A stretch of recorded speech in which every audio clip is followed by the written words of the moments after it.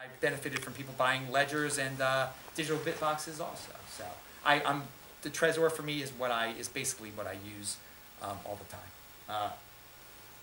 Yes. What is Trezor's insurance policy? Well, no, there is none.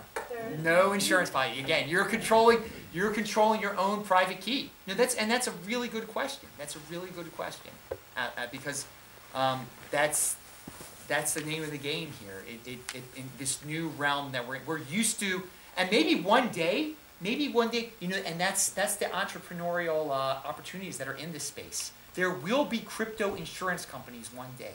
How they will work, I don't know yet. Like, will they insure Trezors? Will they insure exchange holdings? I'm sure someone's going to create some amazing things that we cannot imagine right now. Just like, before all of us were born, when there was just email, no one could envision Netscape back then. Bitcoin's going to have a Netscape moment, by the way. Bitcoin hasn't had a moment. It's still very hard to use. It's not user-friendly yet at all. It hasn't had that mega user-friendly moment yet. But at the same time, there's so many innovations that, we couldn't have predicted YouTube in 1999, really, what it's become, or social media. You couldn't have predicted social media in 1997. And it's a realm unto itself. So in the Bitcoin space, there are going to be all these realms unto themselves, which we cannot predict, which is very exciting, which is why you got to think long-term and not get scared off by all these impulsive things that I was talking about before. But I love how you brought up the insurance. And if any of you are into insurance, figure out some ways to make money off of it in the cryptocurrency space. There is going to be opportunity. There will be crypto insurance companies of some sort. I'm not able to explain them yet because they don't exist. Yes? What about paper wallets? Okay, my opinion of paper wallets. I'm not a fan. Some people like to use them because they're free. And I don't have to buy a Trezor for $200. But it's not easy to extract the Bitcoin off of the paper wallet. Once it's on a paper, it's easy to send it to a paper wallet, but then a lot of people are like, well, how do I get it off this paper wallet? And also, all it is a piece of paper with your private key on it. You could lose it. It could burn up in a fire. That would be bad. That would be really bad. You could have multiple copies of it, but all multiple copies, that's how you would back it up. But a Trezor has, the backup is the recovery seed. And so it's like, it's apples and oranges there. Your Trezor is completely different than the recovery seed, how you would lose each one, how each one could be compromised. But with the paper wallet, yeah, it's if you're a technical dude, then yeah, paper wallet's cool. If you're a technical dude that's not in like a fire-prone area, I guess it's cool. But man, spend the $200. That's the kind of insurance we have now. That's the crypto insurance we have now is just putting it on a Trezor.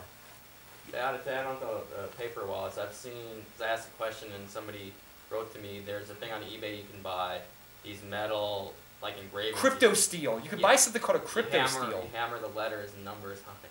Wow. Yeah, this thing called a crypto steel is a way that people actually save their Trezor recovery seed on it. And so that way you'll never lose your recovery seed if you use this thing. Look it up, crypto steel. It's an interesting company out there. I think they're associated with Trezor. Okay, the guy behind Anders. Yeah, I had a question about airdrops and Yes. kind of where that's going. Just we're kind of depending on Trezor to do these splits, and it's probably not happening anymore, right? So yeah. Just in the vein of like B-Rodium, do you see anything else on the horizon where we can sign with our Trezor and basically get free? Yes. Let's see how well this BitcoinMeister project is. That's what I say, because you don't have to rely on Trezor, which you're right. I don't know if Trezor is going to do another. That's not what they're about. Let's take a third option here too. I think there's going to be an entrepreneur one day that is going to make a device that easily splits these crypto dividends, and so maybe the airdrop direction won't be the way to go. But temporarily, I think the airdrop. What was the other one? Bitcore had an airdrop too. That was pretty successful. If someone is thinking of creating an altcoin that Bitcoin holders get, they should learn from all the mistakes that are currently out there. They should learn from this BitcoinMeister thing that we're about to see. And by the way, that BitcoinMeister, I know that you either watch my channel or Andy Hoffman's channel. There's hardly anyone else is talking about it. Which is just in general, just signing on our Trezor to get. Yeah, I think that'll be I think that will be a growing trend soon.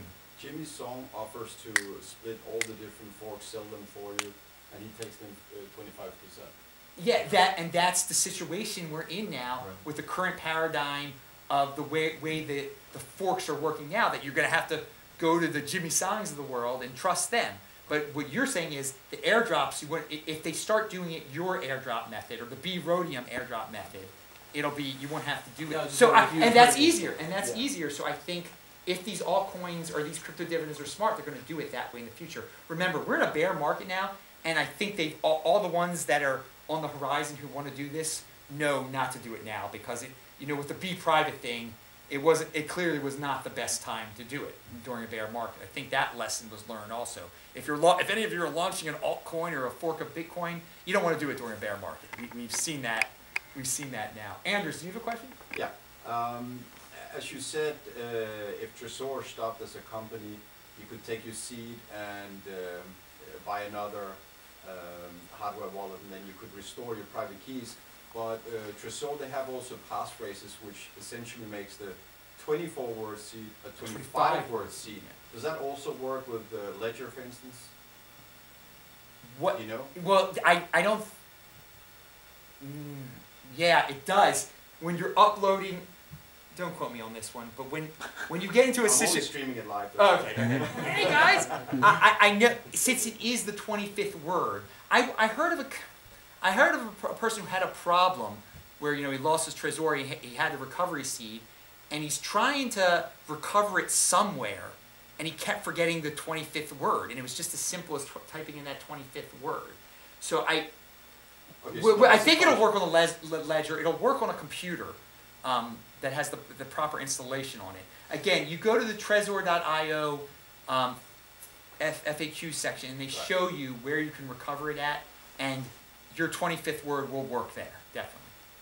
But it really becomes a 25th word in that kind of situation. Yeah, it is. It acts as a it is, totally. 25th word. Yes. Yes.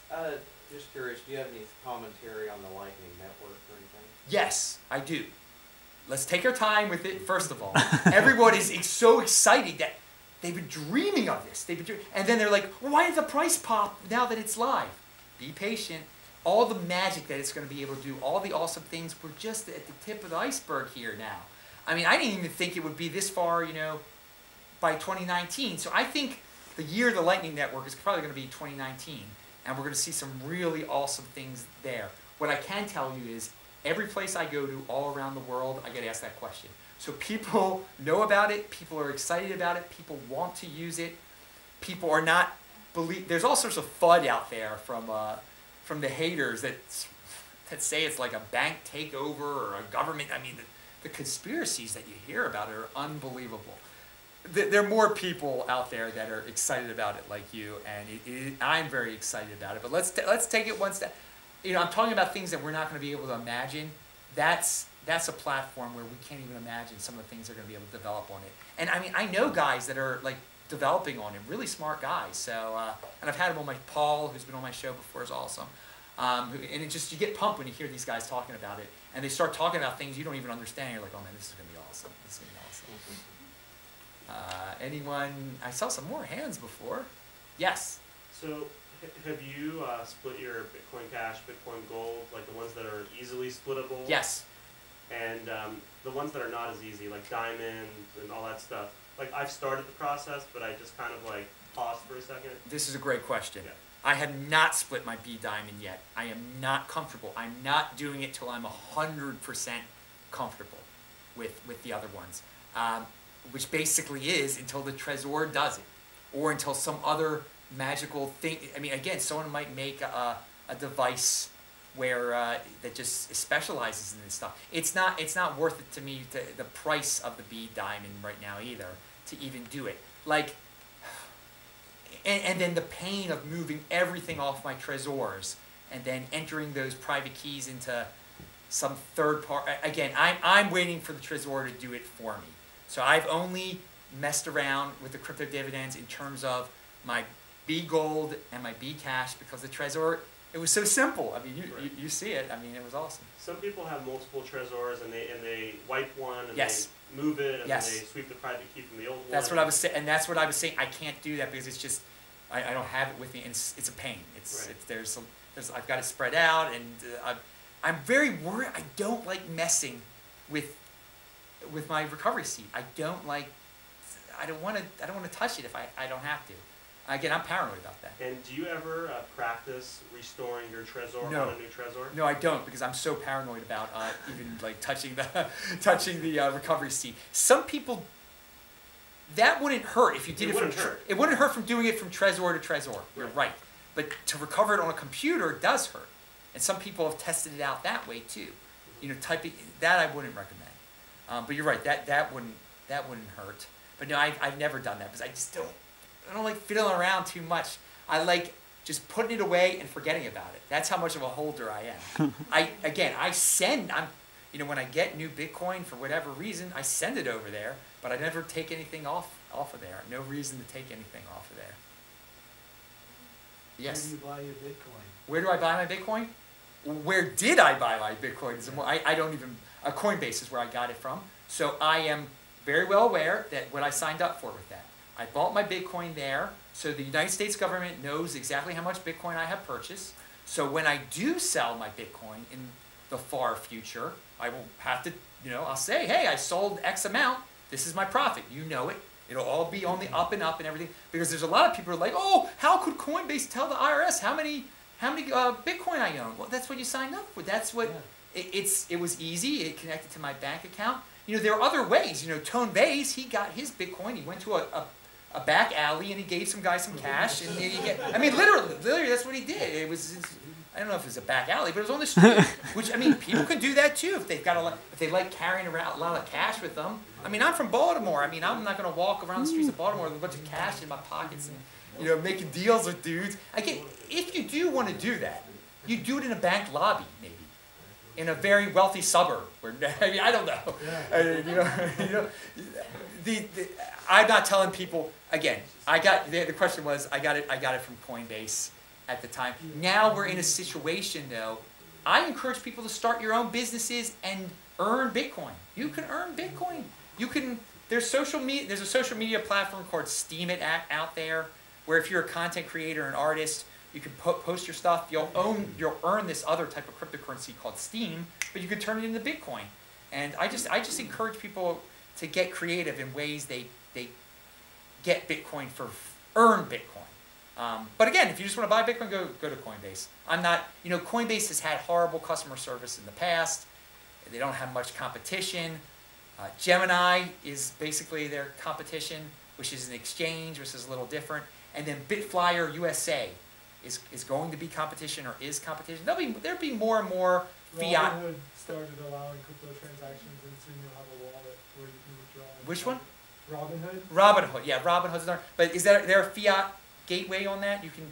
Okay, so that's what's going to get more and more people in the cryptocurrency. There has to be easy ways to turn your fiat into Bitcoin. So those are what we just mentioned. Those companies are the only ones out there right now, because in the United States there's very high regulation. You have to obey all sorts of laws if you're going to be in that realm, in that type of business. But it'll be easier eventually. Be patient.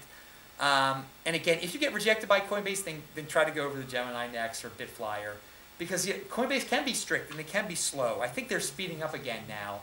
That again, it's probably easy to sign up for Coinbase now that we're in a bear market. I obviously haven't tried that. Yes, you should. What's the next big event for Bitcoin? The next big event for Bitcoin? What do you mean, in terms of event where people gather, or the big like innovation? In terms of innovation. I'd say Lightning Network, basically. That is. There's other ones. Other on-chain solutions they're coming up with. There'll be some privacy. Well, let's leave it at Lightning Network for now. That's a question. Oh, look at this plug. Come next month for Vortex. He'll be able to answer that question better than I can. Remember, right here. What's it? June what? June 1st. June 1st. Vortex will be in the house. And if you happen to be in Denver on next Wednesday, Vortex will also be there, and I'll be there, and all these other guys will be answering technical questions in Denver. Okay, you had a question, yes? Do you have any comments on decentralized exchanges like BISC or? Yes, Hodl? now I do actually. I didn't used to until recently. We're gonna need, BISC is awesome if more people used it. That's the thing. It's not easy to use, it's not very, it's a little complex there. But eventually we're gonna need exchanges. This is getting into the altcoin realm a little bit. But you know, some of you know about altcoins and everything. These exchanges have become kingmakers for altcoins, okay? If you're an altcoin and you don't get on one of these big exchanges, you can't be anything. So how that comes back to Bitcoin, when Bitcoin crypto dividends come out, when we get these free, by being holders of Bitcoin, and we get these free crypto dividends and we somehow get a hold of them, if the exchanges don't carry them, then they're worthless. And this is what's just happened with, well, they're not worth that much. This is what's just happened with Be Private. You know, all the Bitcoin holders are entitled to this cool privacy version of Bitcoin, which is basically a Zcash version of Bitcoin. I'm not going to get into it. But since no major exchange has it yet, there are issues. The price is not maybe what it should be. So this is why we need decentralized exchanges, to get rid of the, and all these exchanges could be bought out by big, that's another thing that's happening. Consolidation is happening in the exchange realm. They're being bought up by bigger companies who will obviously be more indebted to governments, more likely to follow their rules, more likely to reject you, more likely to require more personal information for you. That's why we need, because again, cryptocurrency isn't about relying on third parties and giving away your personal information. It's about decentralization. So something like BISC, which exists already, which is not for a beginner, but that's going to be the future. And I hope that one evolves. Try it out. Investigate it, everyone. How do you spell that? It's BISQ, right? I think so. BISQ.com. There's one called Hodl also. Hodl. That one actually I might know that one. There's IDEX and radar relay. Yeah, there's others, but BISC BISC has been around for the longest. It used to have a different name back in 2016. Does BISC also have a fiat on and off ramp, or No, you can't. you can only send Bitcoin? You can only send altcoins in Bitcoin, and Right. no, the fiat. The problem that happens with fiat is that it can always be taken back. From the bank can always punish you somehow. All right, Andreas had a great video about that. Look, Andreas Antonopoulos, everyone. He is a respected person who doesn't go too crazy, who doesn't ripple, who doesn't try to say bad things about other people. Very level-headed, very smart. If you look at his recent archive of videos, he talked about decentralized exchanges. He mentioned BISC specifically, and he went into why fiat is never going to really work on them. So look that up if you're curious about that. All right, and someone else had their hand up. I thought I saw something. Anybody? I'm here. I'm on fire. Oh, yes. Price predictions. Price predictions. Now, this is what I say to people. In 2020, I have the experience leading up to the 2016 halving, and it really, leading up to it, it reversed the momentum of the time. So like Bitcoin was like hovering, finally had gotten up to like 350 at the beginning of 2016, and when more and more people started hearing about the halving, the price doubled. It basically went up to 600.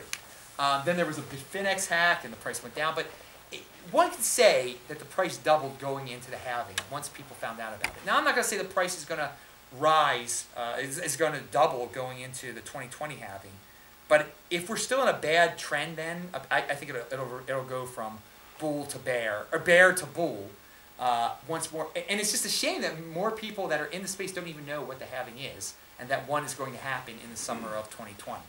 But that's my prediction is. Leading up to the 2020 halving, we're going to have some good, people are going to be happy about the price. I know that's not very specific, but I stick away from price predictions. I just was wondering, does the price even matter? Because like people like Tim Draper, they're starting to think in just Bitcoin. And that's the way I think. You know? That's the way I think too. Well, I mean, there's always, people need at that time still, 2020, what's it valued in dollars? It'll matter to people. You won't be able to buy everything in Bitcoin by then. You won't be like, oh, one Tesla is a Bitcoin now. Hopefully. Again, with me, my personal, this is my thing. I tell everyone, do not sell your Bitcoin until at least after the 2020 halving. And I've been saying that probably since before the 2016 halving. I don't know the first time but I mean, it's become one of my little catchphrases, 2020 halving,